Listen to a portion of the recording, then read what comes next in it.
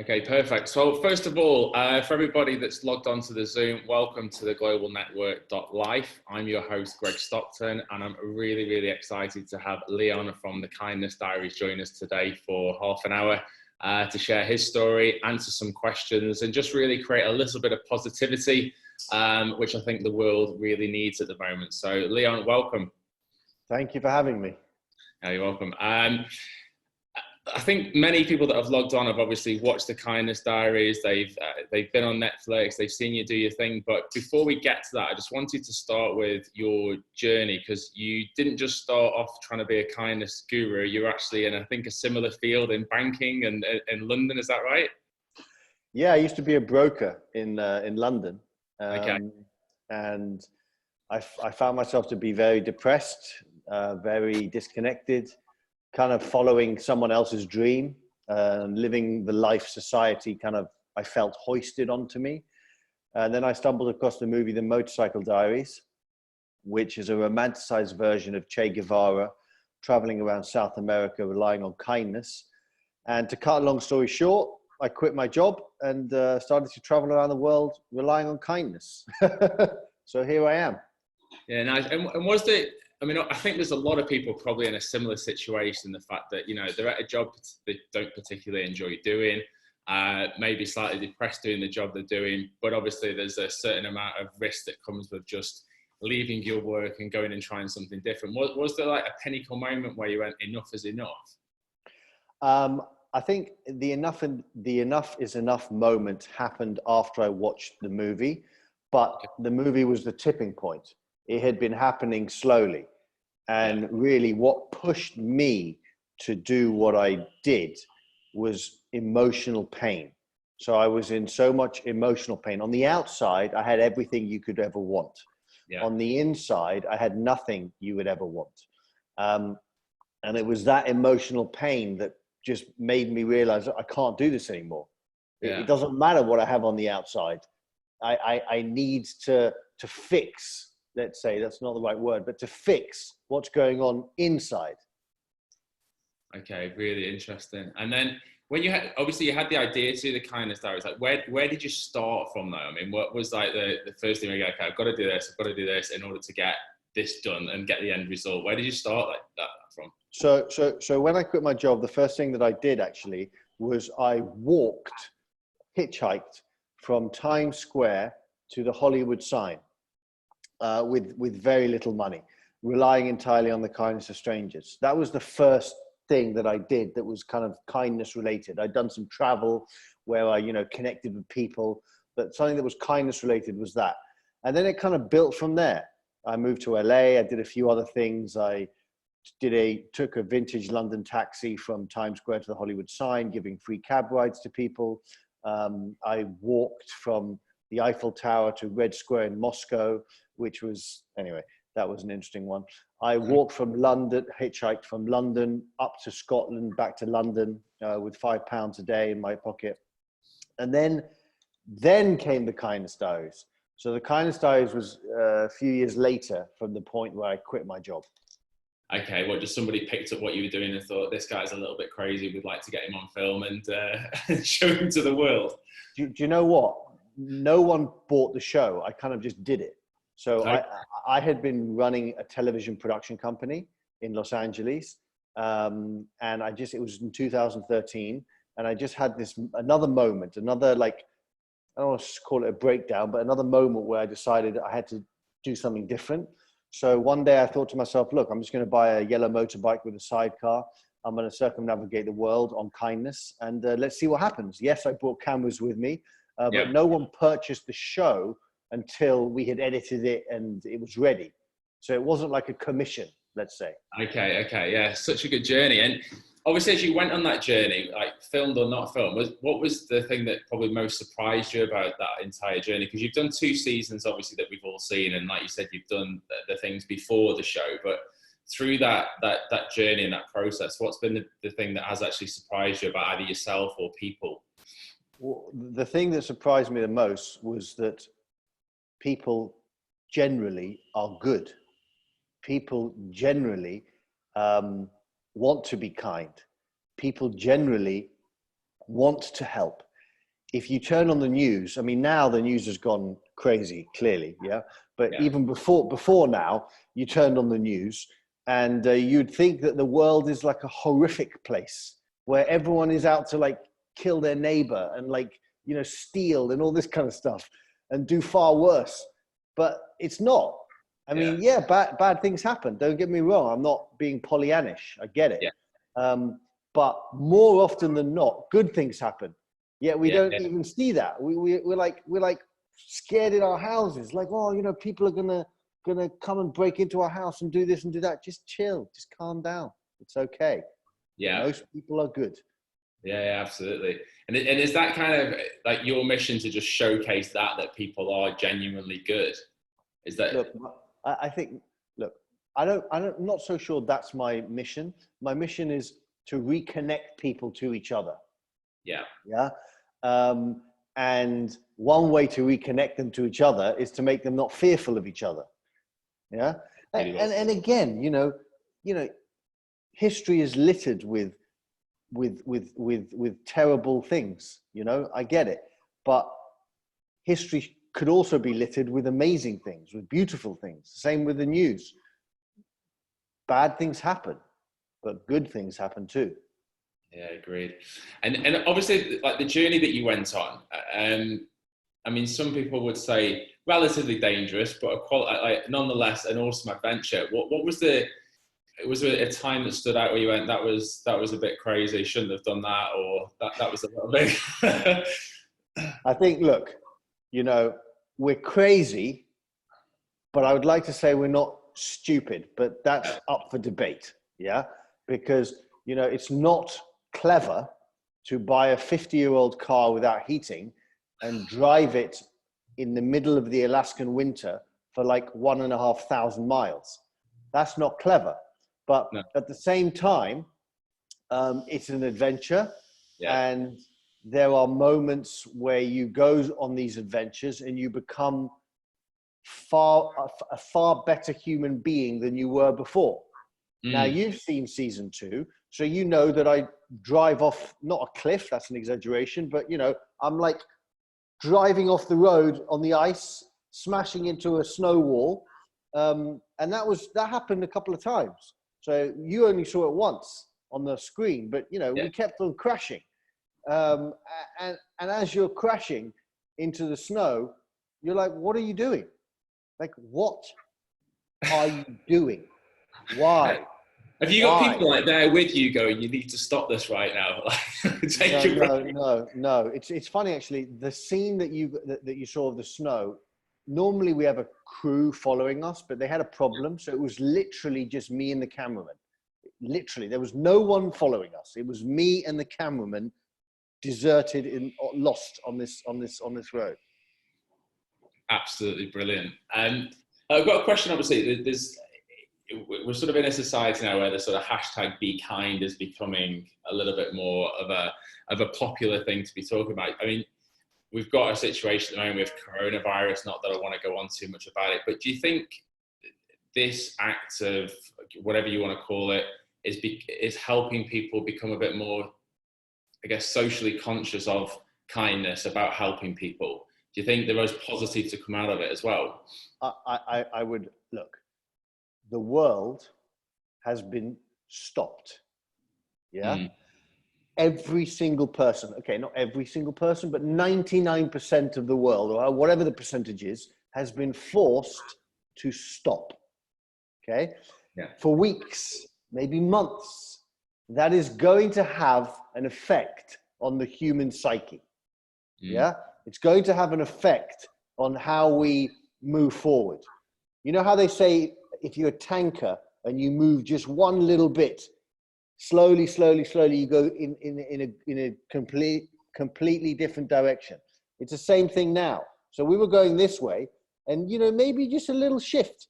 But after, you know, 5 years, 10 years, 15 years, 20 years, 30 years, 40 years, 50 years, there's going to be that moment where people are going to go back to the coronavirus and think that's where things changed. Yeah, I love that. Does it mean that bad things aren't going to happen? No. Does it mean that, you know, we're all going to become gurus? No. But what it does mean is that things are going to change. That's what I think in some way. It can't not happen. Like, you must have changed in the past few weeks on some level, even if it's a little tiny little piece. Yeah. Yeah, I mean, I actually think, you mentioned your mission about trying to reconnect people and connect people. I don't ever think I've seen anything so powerful that's reconnected people. Families jumping onto Zoom meetings, friends doing quizzes on Zoom. And I've chatted to friends in the last 2 weeks that I probably haven't spoken to for 2 years. And you're right, just that little shift is going to put us in a completely different direction. I also think it's potentially going to create a lot of new businesses as well, and people will reevaluate sort of how they work and how they live, really, right? I think 100%.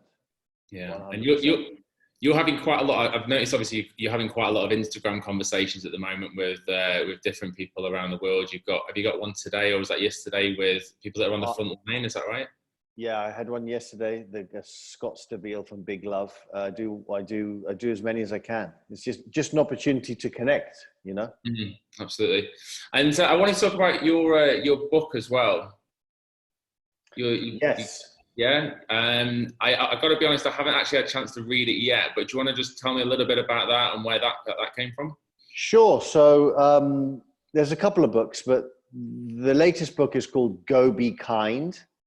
And it's basically an opportunity for people to have their own kindness adventure, their own KIndness Diaries adventure, where there's 28 and a half adventures in kindness. You go out and you connect with people. I mean, it's easy to do when we can go out into the world, but you can still do it from the comfort of your home. Okay, so it's like a to-do list of kindness. Yeah, it's like adventures in kindness. For example, one of the adventures is go out and have tea or coffee with a stranger. Okay, great, do it. Just be careful who you're actually taking for coffee, though, right? Well, exactly. You've got to be careful. Yes. Okay, that's all. Well, look, I'm gonna put your book onto our website if you don't mind as well, so anybody sure. And potentially look at that.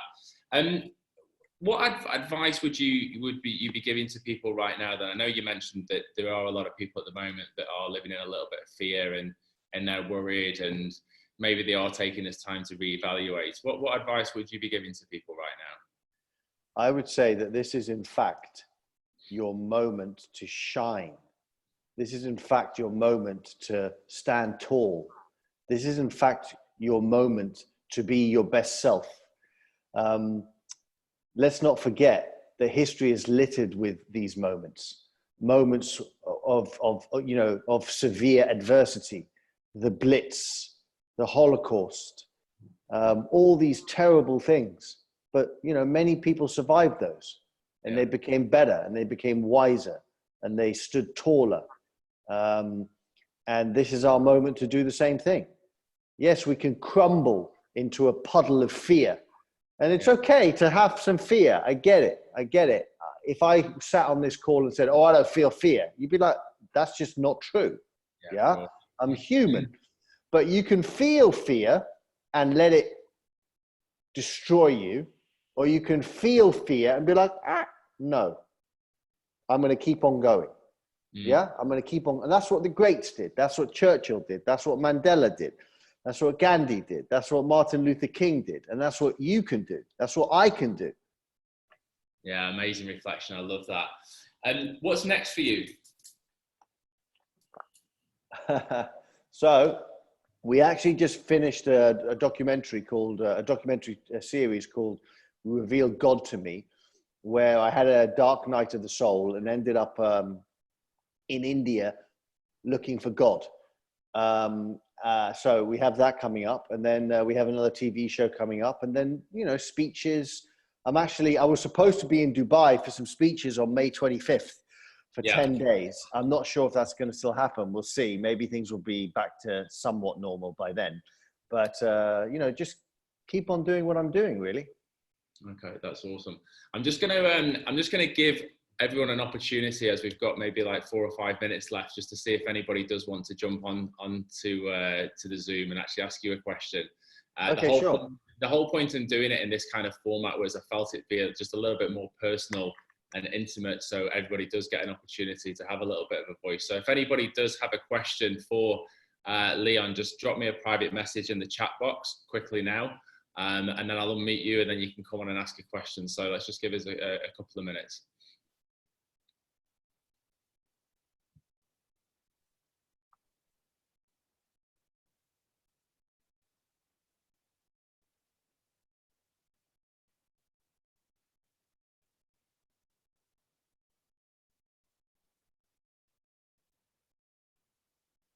Seems everyone's a little bit quiet. Oh, here we go. Okay. They're shy. They're shy. They're shy. Okay, I'm just going to invite. Helen Stafford, if she can just unmute herself and drop herself into the call and ask Leon her question. Helen. Yes, I'm here. Hello, Helen. What's your question? Hi, Leon. So my question is, how do you feel about seeing in the news at the moment and watching people panic buy, watching people fight in the supermarket? How do you individually deal with that information, and how can you advise us to deal with it? Because I find it really heartbreaking. Yeah, I mean, yes, the people that are doing that are in fear and have been consumed by fear. So I'm not so sure there's much in that moment that one can do to calm them down. If they're in that point, they've reached the red line and they've jumped off it. But what we can do is do our very best to remain calm inside. If you remain calm inside, then A, there is a chance that the other person will receive that calming energy as well and calm down. And B, we will behave in a fashion that is far better than we would if we were panicked by fear, if we were infected by fear. So you can't control them, but you can control yourself. And the calmer that you are, the wiser and the better decisions that we will make. I hope that makes sense. Thank you. Yes, thank you very much. Okay, I'm going to go for two more questions, Leon, if that's okay with you. You got time? Yeah, sure. Yeah, okay, yeah. Perfect. If I can invite, it's actually a very good friend of mine, actually, Matt Sutton, who's based in Singapore. So I know he's up quite late watching this. So Matt, if you're there, mate, you can just pop on and ask Leon a question. I am. Hey, Leon, how you doing? I'm sat Hey. here. Hey, I'm sat here in my pajamas, my girlfriend. And Greg told me about the Kindness Diaries last week, and we sat here and watched the whole thing in a day and absolutely loved it. And because it's fresh on my mind, one of the things I wanted to ask you was, from Kindness Diaries 2, was there a particular person or moment from that series and from that journey that stands out to you, or related to that? Was there one particular, as you came away from that epic journey, was there one particular learning, or, what was the main thing that you took away from it, or memory that you took away from it? Yeah, I mean, there definitely was. I don't know if you remember episode 8, when I was in Ecuador and I was connecting with the lady who was looking after the dogs. Yeah, that was a very powerful moment for me, because, I had a Boston Terrier called Winston Churchill. And he taught me how to love. And when I was connecting with this lady, this happened within 45 minutes of us meeting. We both had a meltdown. And it showed me that we can, as human beings, we have this need to connect. And it really isn't that difficult to connect. You may think, oh, I have nothing in common with that person. Well, okay, maybe you don't, but maybe you do. And the chances are that you do. And there's always a way to find some common ground, some common connection. And once you can do that, once you can touch each other's hearts, it changes from living from your mind to living from your heart. And when you live from your heart, it's a whole different world. So I would say that one of the greatest things that I learned is that we're all the same. It doesn't matter what color you are. It doesn't matter what religion you are. It doesn't matter whether you live north of a arbitrary line that, you know, a border, or south of a border. We are the same. We just want to be seen. We just want to be heard. We just want to be loved. Yeah, sure, there are unique differences. Fine. Okay, I get it. Some people support Manchester United. Some people support the greatest team in the world, Liverpool. I get it. But ultimately, we are the same. We are human beings. And that was a profound lesson. Nice. Awesome. And Leon, just a final question. I actually think he's a buddy of yours, John McGee, who's a kindness coach. He's just popped on for a question. So if he can just unmute himself and come on and ask a question, that'd be great. We'll make that the last one for now. Sure. Leon, how are you doing, brother? John, man, I'm sorry I haven't responded to your emails. It's been crazy, but good to hear from you. You don't need to apologise, mate. I'm in the same boat. We get through it. We take one day at a time. Yeah. I was just wondering, because I've got a lot of kids at this end that are struggling with mental health. So I've been just video casting them, and I've put a little series of videos out to be kind at home. And I was just wondering, because I'll share it from yourself this week with the kids. What are you doing yourself in your practice daily just to stay grounded, really? Because we've all got our own ways of doing things. What are you doing? And what would you say to other kids? What can they do to, you know, to stay grounded? Because a lot of these kids are really frightened, as are a lot of people. Yeah.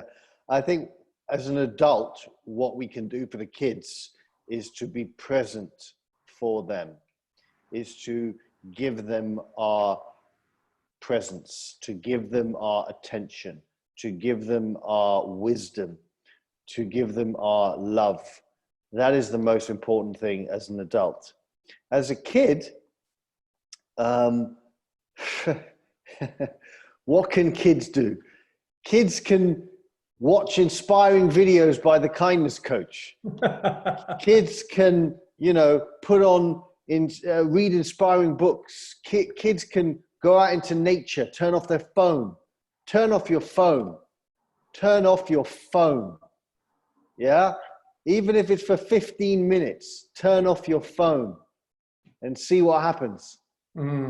That's what kids can do. I like that. I think we're going to get that one this week, 100%, brother. All right. Thank you for your kindness. No worries, man. Thanks. Okay, Leon, we'll wrap that up there because I know you've obviously got to shoot off and we had a time limit, but I just wanted to say just a massive thank you from myself for jumping on tonight and sharing some pearls of wisdom with us.